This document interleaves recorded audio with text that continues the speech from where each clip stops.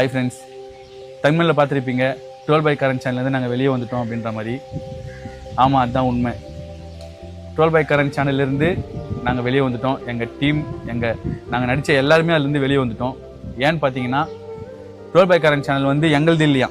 ஆமாம் guys, 12 by current சேனல்லேருந்து நம்ம Karan bro வந்து வெளியே வந்துட்டான்னு சொல்கிறத விட இந்த சேனலை பிடிங்கிட்டு அவளை வெளியே தொலைச்சிட்டாங்கன்னு சொல்லலாம். சரிங்களா? ஏன்னா என்கிட்ட ஃபோன் பண்ணி ரொம்ப ஃபீல் பண்ணி சொன்னார். அதாவது அவர் கூட சேர்ந்து ஒருத்தர் உண்டு. சரிங்களா? நான் வந்து இடையில கூட 12 by கரனை வீடியோ எடுக்கிறதுக்காண்டி அவரை மீட் பண்ண போயிருந்தேன். அப்போ 2 பேர் வந்தாங்க. அவரோட பிரதர்னு சொல்லியிருந்தார். சரிங்களா? அந்த பிரதரோட அக்கௌண்ட்டில் தான் எல்லாமே இருக்குது. யூடியூப் இன்கம் வரதா இருக்கட்டும், இந்த சேனல் அக்கௌண்ட் இருக்குது, எல்லாமே அவர் அக்கௌண்ட்டில் தான் இருக்குது. சரிங்களா? அவரும் இந்த சேனலுக்கு ஒன் ஆஃப் த கேமராமேனாவோ கொஞ்சம் ஹெல்ப்ஃபுல்லாக இருந்திருக்காரு.